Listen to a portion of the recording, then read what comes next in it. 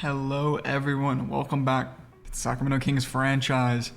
Today is a big episode. I already recorded the intro, but then I realized I didn't record the audio, so I was just like, I'll just re-record it. But I had already started simulating some of the games, which is why this Raptor game is already simulated, but we'll get to that. So in this episode, we're going to be summing up to the trade deadline. It is the trade deadline episode. Very exciting. We love these. Gonna have a lot of trades going on, a lot of league movement. Very fun. I'll also, once probably we get up to the trade line, I'll do some event generators, probably 3 of them, and I'll go over those. And yeah, it's gonna be a fun episode today. I hope everybody's excited for that. But before then, I'm just gonna simulate all of the games that we have up to the trade deadline. I'm not gonna simcast them, I'm just gonna simulate them, and then we'll go through any key games. If there are any that happen once we simulate them all, and then yeah, we'll get into the trade deadline. So I hope everyone is excited, and without further ado, let's just get into this. I'm gonna start simulating, and I'll see you guys when we're at the trade deadline. All right, as you can see, we lost a lot of games. Games to note, not many. I believe Sabonis had a triple-double in this one. Sabonis had a triple-double in this one as well.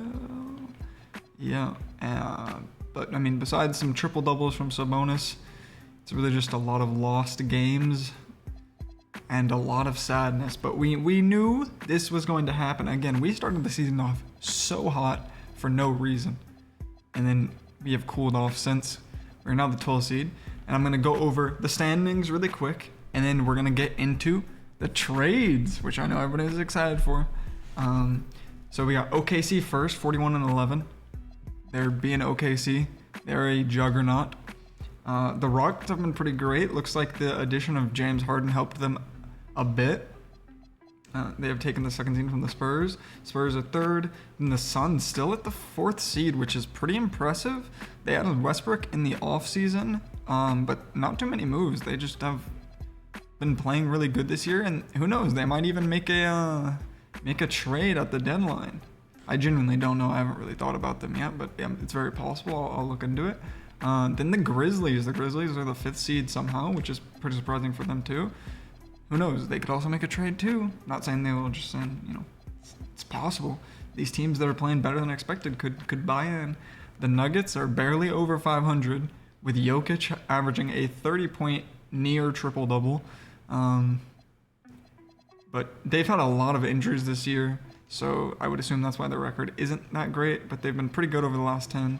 Mavericks are the 7th seed, followed by the Blazers, Timberwolves, who are not doing great, Jazz, Lakers, who are playing horribly. LeBron is also out with an injury, but they have been pretty bad, so they're going to be making moves for sure. And then there's us. We've also had a couple injuries. Sabonis went out for, I think, 3 weeks, and Cardwell also, I think, got hurt for a bit. Then it's the Clippers below. No surprise there. This team sold James Harden, but even before that, they were already pretty terrible, and they are probably looking to make even more moves. Then the Warriors, who are just really, really, really bad. And then the Pelicans, who expected to be bad. So that one's not surprising, but they are really terrible. Then we got the Hawks at the 1st seed. They've kind of came down from earth. They started off the season super hot, but they are still the 1st seed. Followed by the Heat, who had a slow start, but have been, as of recent, dominating. Celtics 3rd seed, similar to what it has been in the East. Not much is changing. But one thing to note is the Bulls. They went all in on Anthony Davis, and it is not working out for them. And that's going to happen, sometimes you go for a home run play, and you get met with nothing. So, yeah, the Bulls, not in the best position. I mean, they still got a couple of their core guys, plus Anthony Davis, but you really would want them to be a lot better than this. So, I don't even know. They might try to make moves if it's there, but if not, they might just go into the offseason looking to make changes then. Hornets, we've been over them. LaMelo will most likely be on the move. I'm not sure to where yet, but... And then the Wizards are bad, but the Wizards are expected to be bad, so not too much of a surprise there. All right, so with all that being said, we can get into the trades. So right after this, we're going to be getting into the trades, but I'm going to have to think up a bunch of them before then, so I'll see you guys then. Okay, and the first trade of the trade deadline is going to be us. It is sad to see him go, but Malik Monk will be going to the Denver Nuggets for Peyton Watson, Tim Hardaway Jr. to make the salaries match, and a second-round pick. Now, the idea behind this trade is the Nuggets called us up, and they are last place in the NBA in bench scoring. Their bench is awful in terms of points. So they're going to get Malik Monk. He's going to come off their bench as a sixth man. He's had a very efficient season. He's been pretty good with his passing and his points. It's been pretty good. So they're going to get him, and we're going to get a bit better defensively on the wing. Because we do need better wings. We have a problem on our wings for sure. We also have an abundance of guards. We have Kingston Flemings, Chris Dunn. We have DeLon Wright, but he doesn't really count. We have Cam Thomas. We have Bogdanovich, and we have Keon Ellis, who is a guard that we're playing at small forward. And Nate Clifford is also only 6'5", so he's kind of even undersized for the small forward position, but we don't really have a lot of small forwards or a lot of power forwards, and we ran into that problem when Keegan Murray went down, John Collins went down, where he didn't have a backup power forward or a tertiary power forward. So bringing in Peyton Watson is going to help a lot with that.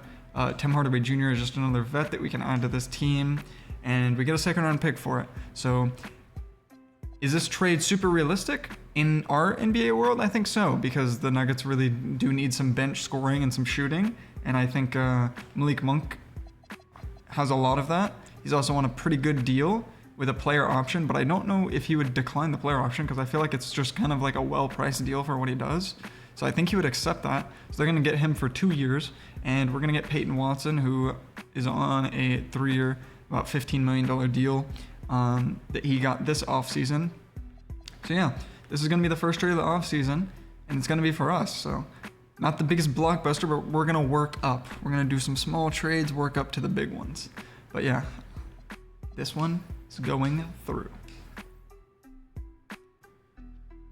And here we go, another trade. This one is going to be Tyler Hero and Gary Trent Jr. going to the Pistons for Jaden Ivey, Duncan Robinson, their first-round pick this year, a couple second-round picks, and their first-round pick next year, lottery protected. So they're going to pretty much get 2 first-round picks because the Pistons should not be in the lottery, but just in case they are, it's going to be protected. But they're going to get 2 first-round picks for Tyler Hero and some seconds, and Jaden Ivey, who he's only 24, so he's still got a lot of potential, and it adds to this young Bucks team. And they're also going to get rid of Duncan Robinson, who has not been great this year at all, and they're adding in a lot of shooting, which they desperately need because they're one of the worst percentage shooting teams in the league. So they're adding some shooting.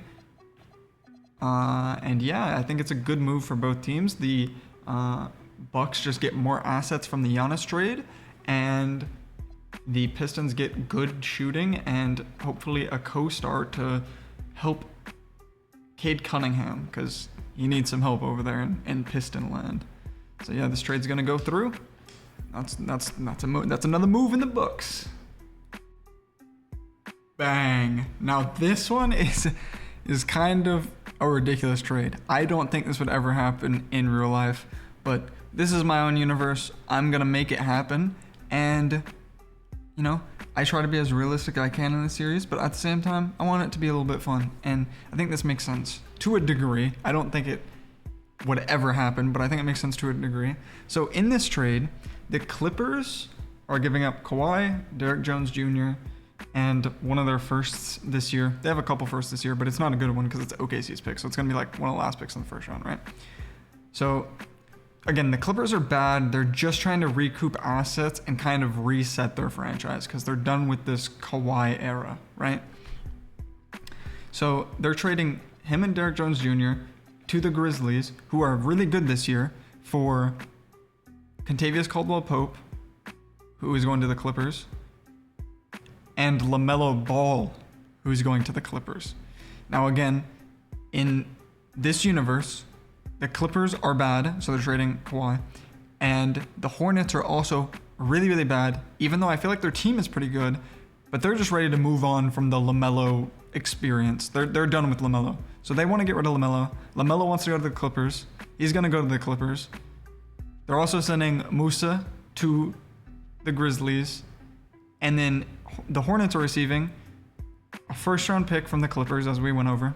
Santi Aldama, Brandon Clark, a first-round pick from Memphis this year, a first-round pick in 2031 from Memphis, and a second-round pick. We can make this more recent, to 2030 second-round pick.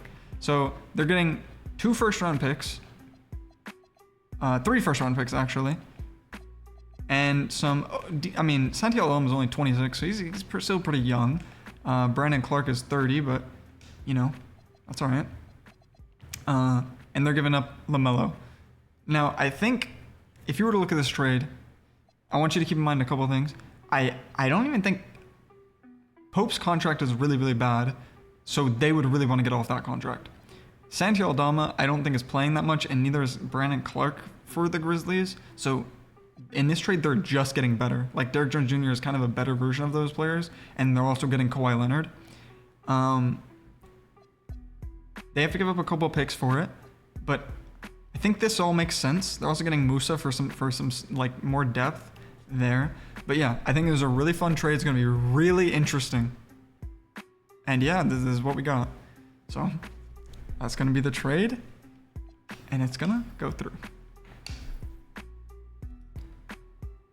All right, everyone. This is a big trade. So let's just simplify it a bit, okay? The Lakers are giving up Colin Sexton, Jake LaRavia, a first and a second round pick for Jarrett Allen. They need a center who can play alongside Luka well. DeAndre Ayton probably is not that center. He isn't the perfect fit. Jarrett Allen is a really good fit there. It's going to help their defense. It's going to help their offense alongside Luka. I think that makes sense. Maybe a slight overpay, you could maybe say, for Jarrett Allen. But I don't think Jake LaRavia and Colin Sexton are really that much. And who knows, And then the Magic are giving up Darius Garland and Jarrett Allen and a first for Franz Wagner, Mo Wagner, Colin Sexton, and a first. So they're giving up a lot. They're also getting a good amount back, I would say. Franz Wagner, really great player, but the Magic just aren't working out with their roster, and the Cavs aren't working out for their roster. And the Garland Franz Wagner swap has, I feel like everybody's got it on their mind. So it's gonna happen because the Magic, now let's get to their side of this, are receiving Darius Garland, Jake LaRavia, a second round pick and a first round pick for Franz Wagner and Mo Wagner. Now the Wagner brothers are staying together, and they're getting a good offensive point guard. And the real thing is that they had to decide between Franz and Paolo. And they decided to go with Paolo. They said these guys can't play together. At least they can't win basketball games together. So we have to split them up. And this is what they got: Darius Garland, Jake LaRavia, a second and a first for it. So I think every team is a winner here. At least I hope so. And it's a convoluted trade. It's a bit wacky, but hey, welcome to the trade deadline. I like to make some interesting trades, so we're gonna make some interesting trades. But this one is a bit crazy. I've made a couple bit crazy trades in this episode, but just wanted to spice it up a bit, And these teams really needed to make these trades. I think all of these teams are underperforming this year, and that is not good. And they would want to be performing better, so they would do this trade to perform better. So we're gonna go through with it. And that is that. All right, another small trade. We knew it was coming. Scoot Henderson is going to be going to the Hornets for Trey Mann, Brandon Clark, and 2 first-round picks. But these are kind of mid first round picks. The Hornets are in the market for a new point guard after their last move, and they're using Brandon Clark, who they got in that move, along with Trey Mann, who's having a pretty amazing year efficiency-wise. They're going to use both of them and some first-round picks to get Scoot Henderson. This is giving the Blazers some more firepower for right now, to compete right now, and also avoiding them paying Scoot Henderson, who is due for a new contract. So I think it's a win-win for both teams, and of course they're both going to accept. All right, here we are. That was a lot of trades going on, a lot of big ones. They might not have been the most realistic, but keep in mind, I try to keep it as realistic as possible within this NBA universe that we're playing in, while also making it fun and interesting for those that are watching. So those two things are very important. I try to keep it realistic, but also want to keep it interesting for everybody that's watching. So real quick, we're gonna go over the event generator that I rolled. I rolled 3 of them, and I'll go over those. And then today we're gonna have a short episode. Usually I guarantee gameplay in every single episode, but this episode we're not gonna have gameplay just because I spent so long on the trade deadline and going through all those trades. The video would be way too long. It would be like 40 something minutes at the very least if I played a game in this episode. So it's gonna be a shorter episode. I'm gonna go through these event generator roles, and then we are going to I guess we'll simcast this Bucks game, because in the next episode we'll start by playing the Spurs game, and I'll also go over some of the award races and all-star races. But yeah, so for the event generator, we rolled 3. One of them was to up the stats of a player that got traded, and the team that got selected was the Lakers. Obviously, they got traded Jarrett Allen, so his offensive stats got a boost.